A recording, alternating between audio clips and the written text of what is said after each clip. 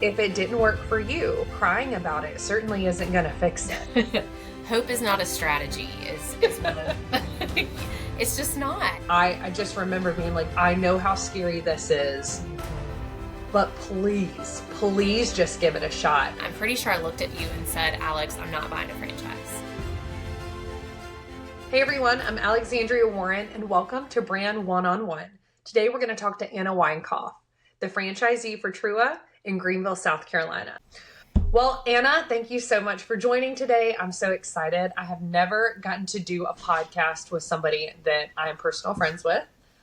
You're one of my best friends, and I have always wanted to see franchising work for somebody other than just me, and I could not think of a better person for it to happen to. So instead of me telling your story, Anna Winecoff, introduce yourself. Tell everybody why you now suddenly get to be part of the franchise bubble. Yes. Well, thank you for having me. This is such an honor in so many ways. So, thank you for all the things, Alex. And we'll get into that a little bit here in a moment. But so I'm Anna Winecoff. I am the owner of TRUA Senior Living Locators here in the upstate of South Carolina. So we have 3 territories that cover Spartanburg, Greenville, and Anderson in the beautiful state of South Carolina.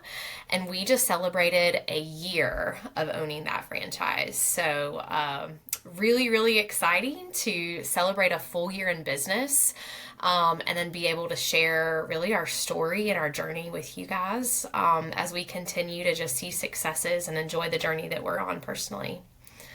Man, it's so exciting because franchising changed my life. I mean, I've been in franchising for, 13, 14 years professionally. And then my husband and I became a franchisee.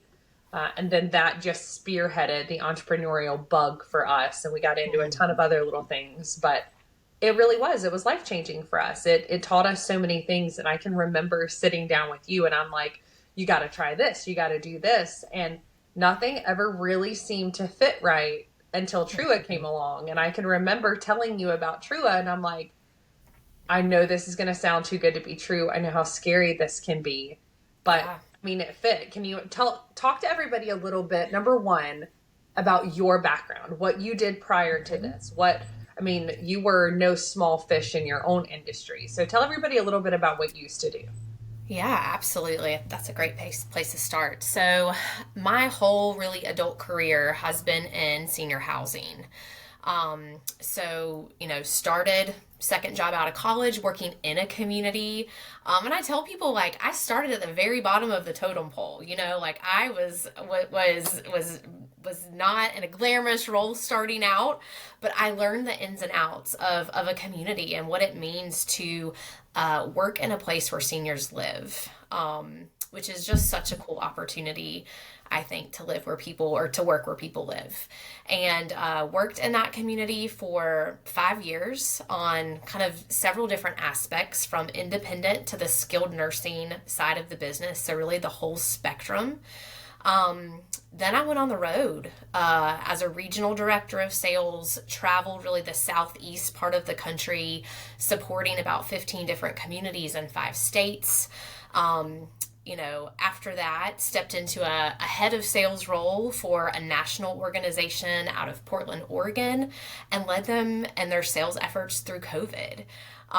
Which was quite an adventure, I would say. I know we kind of experienced COVID living together for that time period, but have always really worked on the community side of things, and it's always been my passion. And as you said, we've had a lot of conversations, and it's never something I wanted to walk away from. It's truly, it's a calling, not a career. You just feel called to serve other people and impact not just that senior, but all the different people that are connected to that senior. Like, their lives get so much better, not just from living in the community, but their daughters' lives get better, their grandchildren's lives get better, their spouse's life gets better. And so to play a small part of that is like nothing I've ever experienced. So Did a little bit of training kind of after that as a national sales trainer for a big organization here in the US. And traveling got really hard. And I think that's when you and I started having some more serious conversations. You know, we both have kids the same age and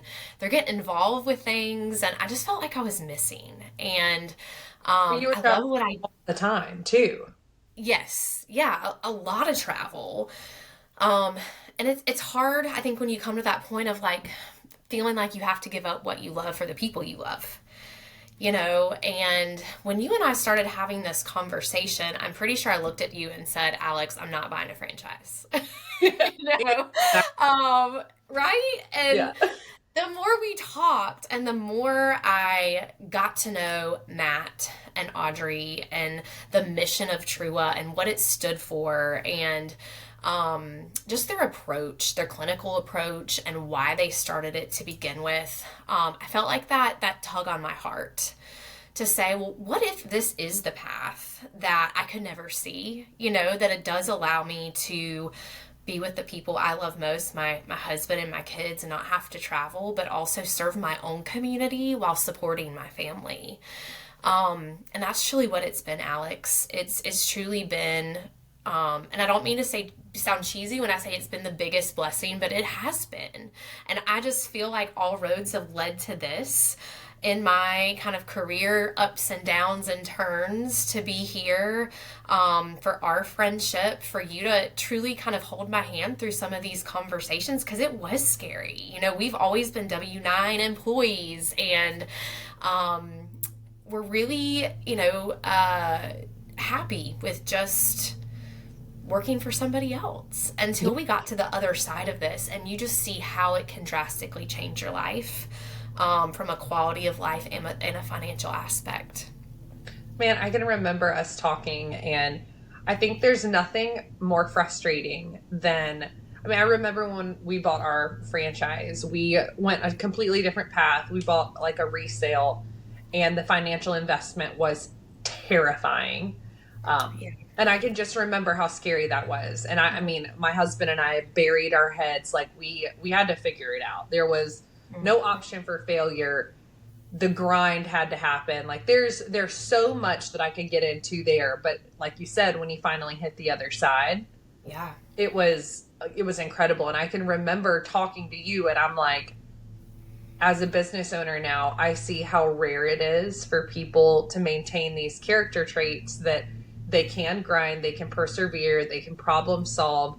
These people make fantastic business owners. And when you have the background that you do and the passion that you did for this industry, right? Like the senior care industry in general, whether it is something like what TRUA does, whether it's in-home care, whether they're communities, no matter where you want to be inside the senior care space, the silver tsunami it's not coming. It's still building. Like That's it right. is going to be, like we're not even remotely prepared for what's about to happen with this. So That's for you right. to already have the knowledge, for you to already have the passion, I just remember being like, you have to see it. Like, I know how scary this is, but please just give it a shot. And it was so funny.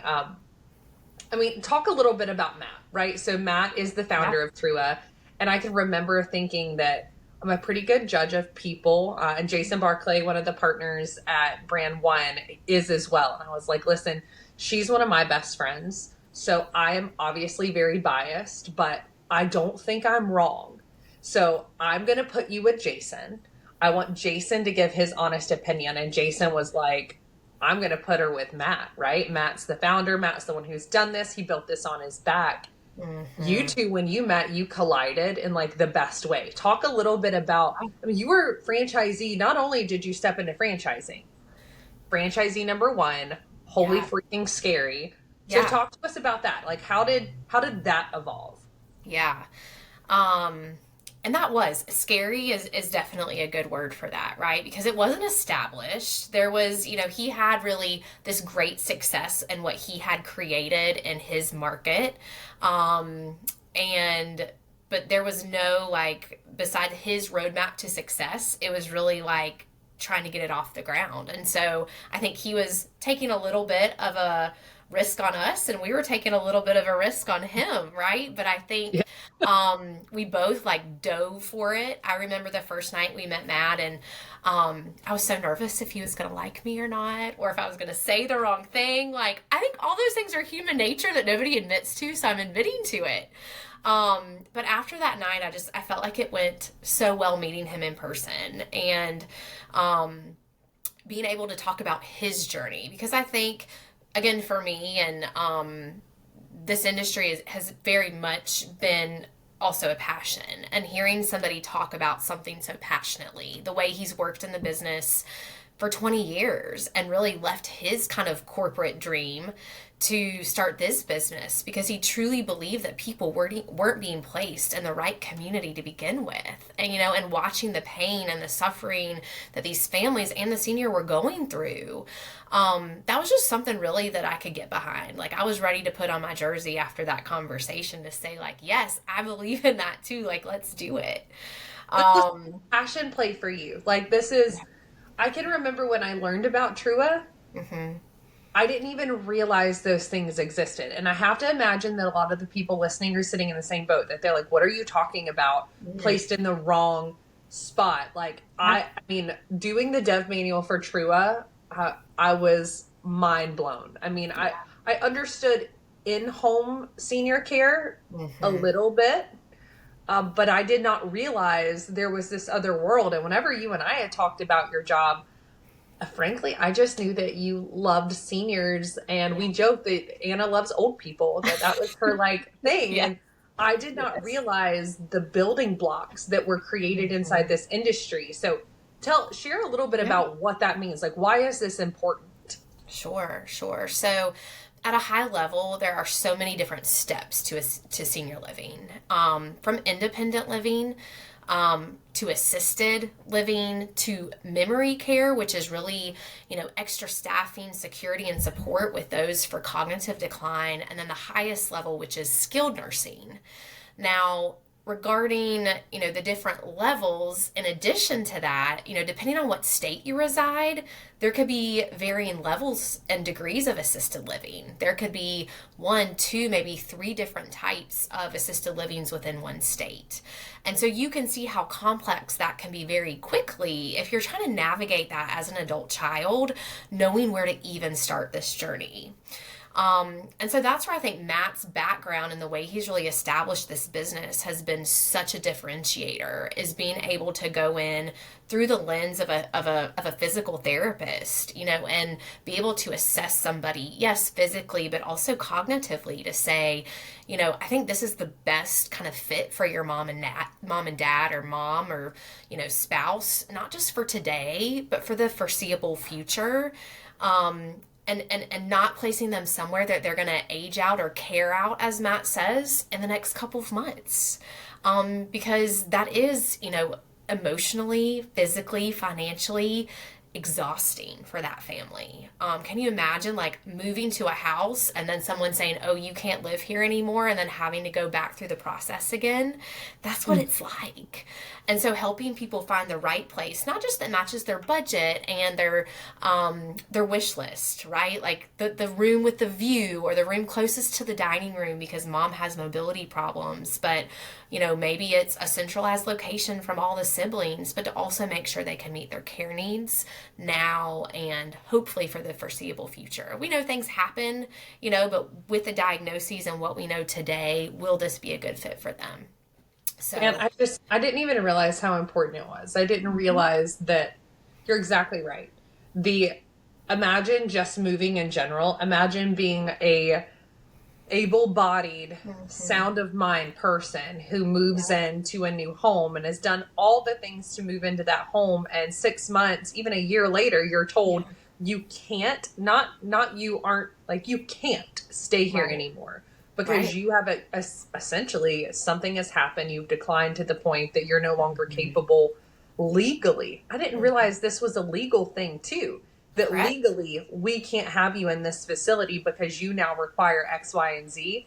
That's right. So, I mean, as a well-bodied person needing to move, that would be awful. I can't imagine that happening to somebody who is experiencing, like you said, cognitive decline, mobility issues, and then being the adult child of that person. Like, Mm-hmm. not to mention throwing in financials. Like, I Yeah. can imagine. I was so shocked when, again, I was learning about this brand. I don't know Mm-hmm. what I thought happened in my head.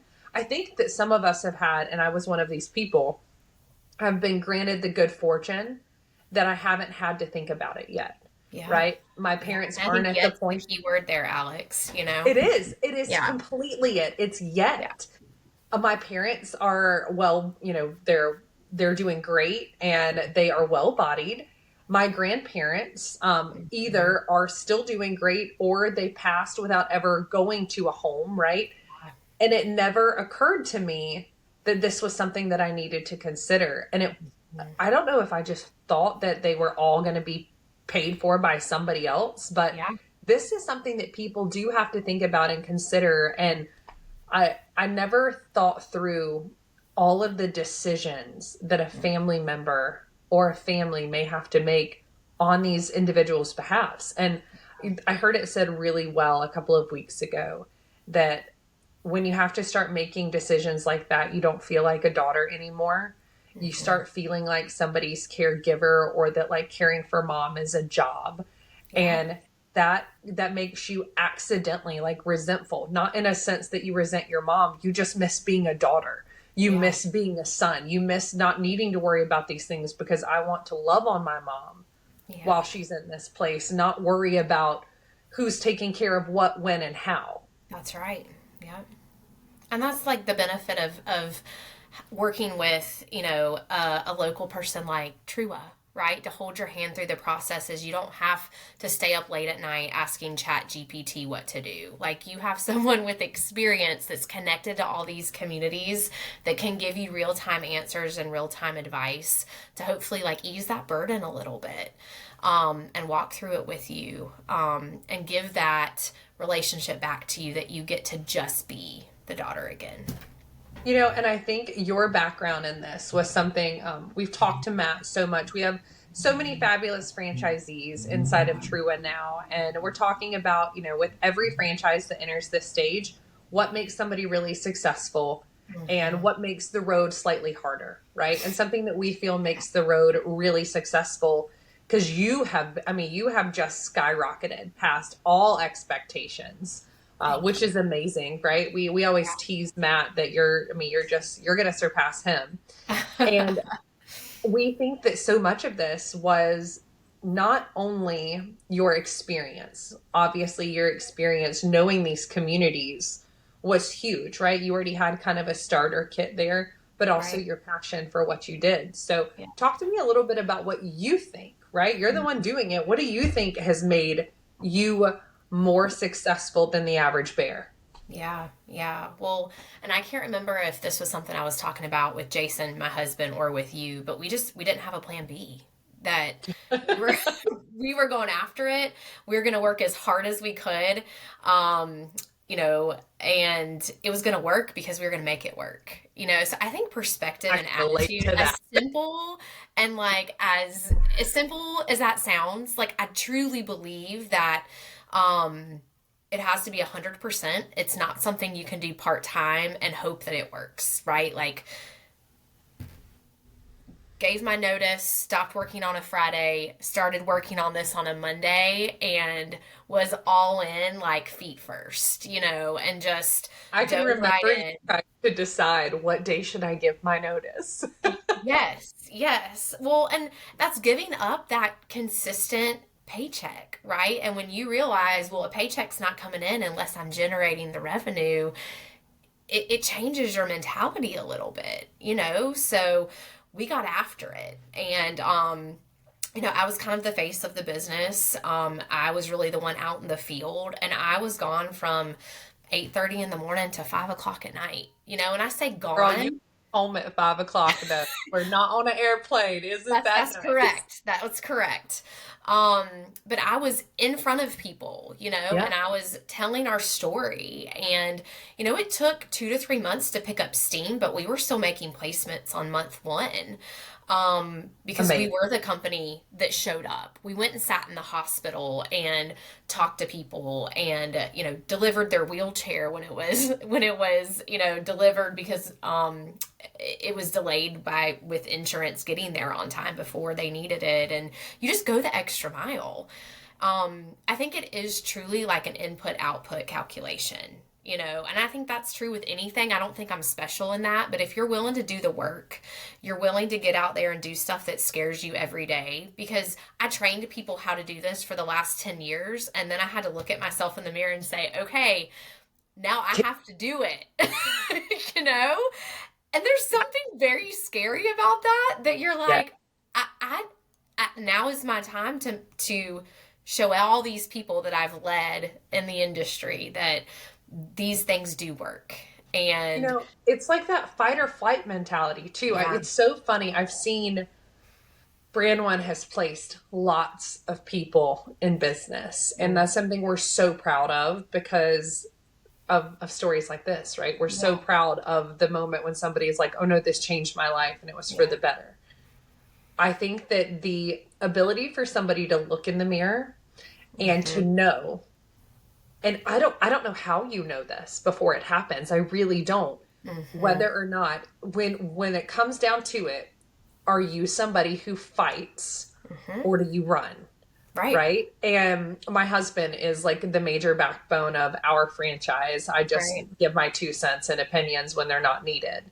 But he is one of those people too. He's just like you. We yeah, talk about this all the time that I'm just like your husband and you're just hmm, like mine. That yeah, yes, it's the idea that when it comes down to it, we're just going to go. I mean, if it's a hmm, brick wall, eventually, if there's no way around it, you will hit that thing enough that it's going to yeah, topple, yeah, right? Are you willing to do it? Or are you going to sit back in your chair? Are you right, going to just, oh man, no leads came in today, so that's not going to work for me? yeah, I guess it's everybody else's fault. No, like, did you yeah, get out there? Did you beat the pavement? I believe that good things come to those who are willing to chase them, that's right. right? It's not to those who wait. It's who's going to run after it and chase it and tie it up and it doesn't get to leave anymore. Yes, It's a rare quality. And it's one that I think if you can figure out hmm, that you possess that quality, you're no matter what the industry, you're bound to be a great franchisee. yeah, yeah. Well, and I'm sure this is true of other industries, Alex, but I truly believe that this is such a decision based on trust, right? That it truly is about having a relationship with people. And in this industry, people aren't going to trust a billboard or a Facebook ad to help them find the right place for their mom, Yeah. right? Like And they want to sit across the table from somebody. They want somebody to hold their hand. They want to know that they can trust them. And so I'm out there building relationships every day to gain that trust to help these people move forward. So I think that's another piece to it is that we didn't just sit back and try to, rely on just advertising efforts or the internet. Like, we didn't invest time, money, or effort into that. It truly was boots on the ground, getting out there and being our own advertisement because people trust me and I am TRUA. And so I think that was important in our success. And I didn't want to move on from that topic before really like highlighting that because I think so many other franchisees or potential franchisees, right? It's not an easy plug and play. Like if you're out there willing to make the conversations and to get in front of people and talk to people, and you're going to be successful. If you want to sit that, behind a computer, it's just not how this one works. we had a conversation the other day. We had another brand in our portfolio, and we were kind of talking about the differences between some of the top performing franchisees and some of the Mm-hmm.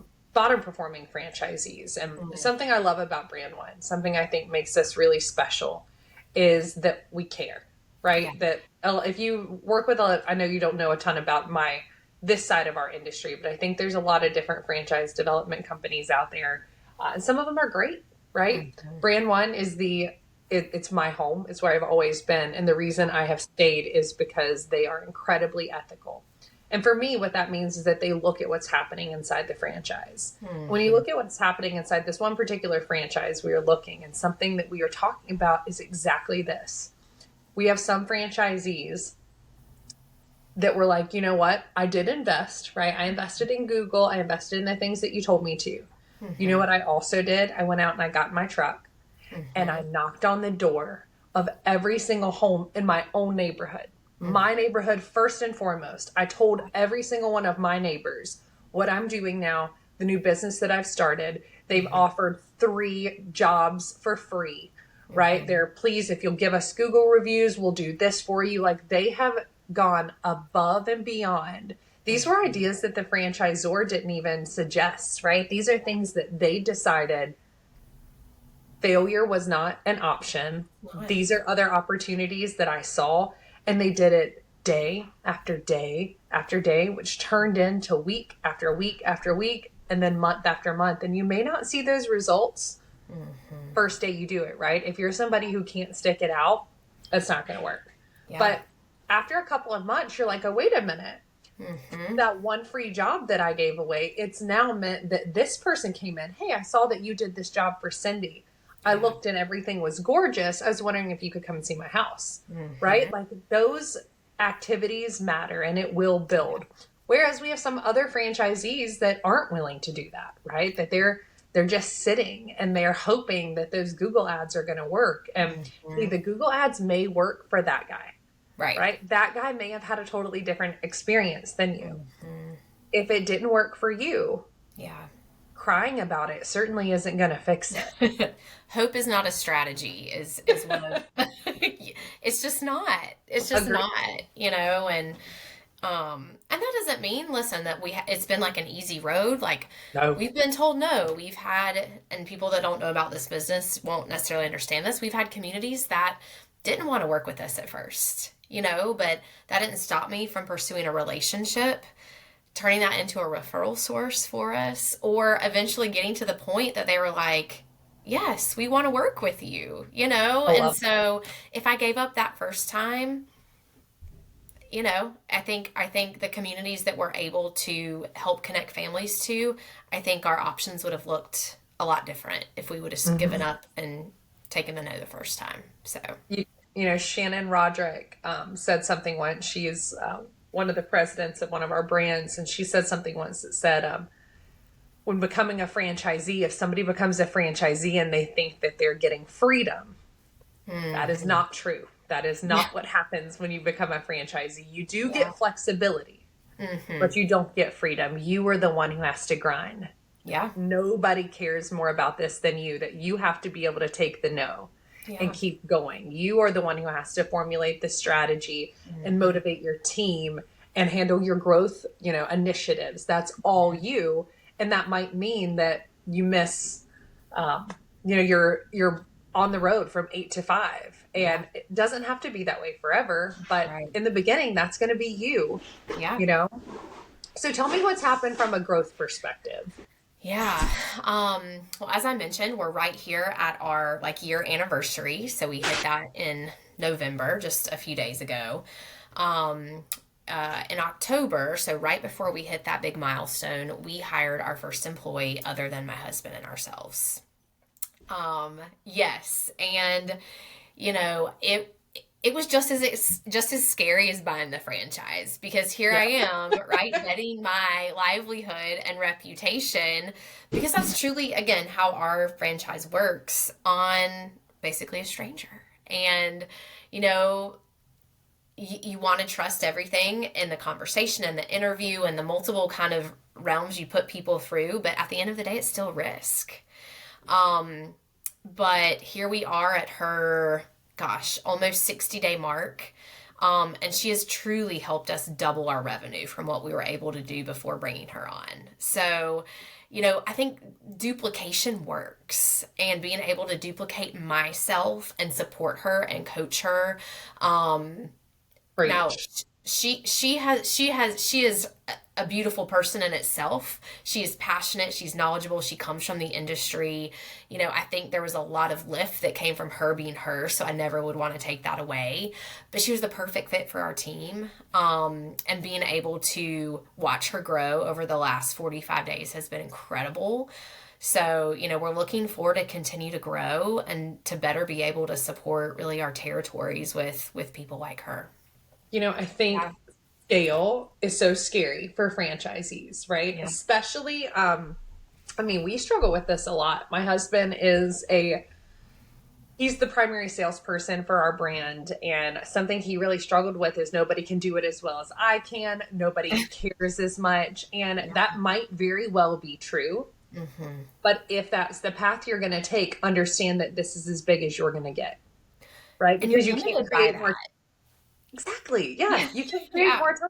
You can't Yeah. build more hands. It Mm-mm. doesn't work that way. And I think Yeah. that, you know, sales in particular is so Mm-hmm. funny because there are so many people that are intimidated by the idea of bringing on someone in sales. And especially Mm-hmm. if you become a franchisee, franchisors make this mistake a lot too. Mm-hmm. That the person who is purchasing the franchise, right? The Mm-hmm. franchisee, all of them are hoping for this amazing salesperson. Yeah. What most franchisors forget is amazing salespeople are usually not very detail oriented. They're Yes. great with sales, but they're Yeah. very used to getting to throw all those details to a team member behind them and keep chugging Right. along, right? Yep. So it's not a bad thing if, you know, whether it's an operationally minded person, a sales Mm-hmm. minded person. I think you need a yin and yang first and Yeah. foremost. Mm-hmm. But in the situation like you're in, I mean, you took almost a year Yeah. and figured out this position yourself, saw Yeah. how to make it successful. And then you were like, you know what? I'm going to duplicate the entire thing inside of this part of my territory. Yeah. Like having the gumption to do that and to decide in order to multiply, Mm-hmm. I need to be able to bring somebody in. I need to trust this. Yeah. And then I mean, that was your background. Your background was in training and management of a sales team, Right. right? To understand how much that can help your business grow. I Yeah. don't think a lot of franchisees pick that up almost until it's too late. You know, and I remember you and I having the conversation, right? When we got to the point where bandwidth was the problem. I'm like, I can't do anymore. Like there's not enough time in the day. But what do we want this position to look like? You know, and lots of discussion Mhm. around it and lots of kind of back and forths. And the right answer might look different for a different franchisee or a different industry or different business, right? But um, I'm feeling really good about really the path that we chose with this because I think we're really starting to see the impact that we can make by not limiting it to me being the sole face of TRUA, at least here in the upstate of South Carolina. Um, you know, so it's been really cool to watch. You know, it's been like building new muscles to then adjust and say, okay, like I'm still responsible for this part of my territory, but then this part of my day is doing some of these operational things and supporting her in the field and, you know, doing some other things to help make sure that she's successful. And so I'm also now learning a little bit of a new role and trying to strengthen those muscles as we look to grow. So it's been a fun couple months. It's been a busy couple months, but a fun couple months. You know, you're so right. I think that understanding labor models, it's funny when a franchisor is first built, right? I always Mm-hmm. meet with them and we talk about what does your labor model look like? And they Mm-hmm. tell me exactly how they have scaled. And how Mm-hmm. they have scaled has made them successful. Like Mm-hmm. tried and true, absolutely. And it never fails. I always bring up another example. What if it didn't happen this way, right? Mm-hmm. What if the franchisee is operationally minded and has very little sales experience, or vice versa? Or what if this person has a wife that does this, or Yeah. a husband that does this? What would the labor model look like now? And you can always see franchisors that are like, I I don't don't know. know. Yeah. I don't know. This is what we did. And I think it is so important. What Mm-hmm. you've said is that this could look different for different people, Yeah. right? You might have a team of sales folks because you are great training, leading, and managing a sales team. You may have one or two salespeople and a slew of operations, because this will grow just fine. That's what you're good at. But you need a ton of people behind you, because the sales guys you have throw things backwards, which creates a ton of revenue. You just got to have a lot of ops behind it. Right. It might be different because we literally talked to a brand a couple of weeks ago. Inside this one particular market, the market's funny. It is not doing what other markets around the country are doing. Yeah. And it's just as important to say, okay, well, if this market's acting a little bit different, what do we do to this labor model? How do we move? How do we shift? Maybe they are experiencing a ton of online lead generation, right? You are addressing an online lead very differently than you might address a referral partner. Right. So how do we train differently? How do we help this person where it's not a onesie twosie? There's a ton of leads coming in from this. And I hope that TRUA knows how special it is to have a franchisee who is helping build that on the front end, right? Who is experiencing this with them. I think it is so cool that you are taking, you're just taking such amazing strides in how you're growing your business and what you're doing for your territory. It's so much fun to get to see. Thanks, Alex, and just your support. And it's been a really fun ride, and I'm excited to see what comes next. Now, tell me, with what comes next, do you think you'll do something again, right? So we know that TRUA is rocket ship. It's doing really well.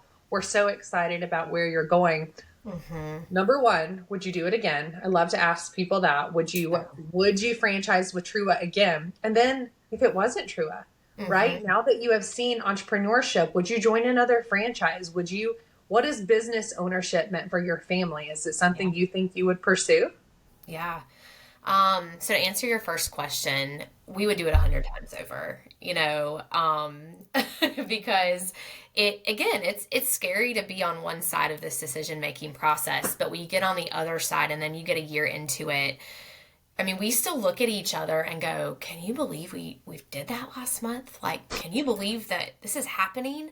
It almost doesn't feel real, and it's ours. And that is just something that we've never had. And so we have said multiple times, it has been, besides our children, the best decision we have made as a couple is to invest in this and to take a chance on ourselves, for our family, so absolutely.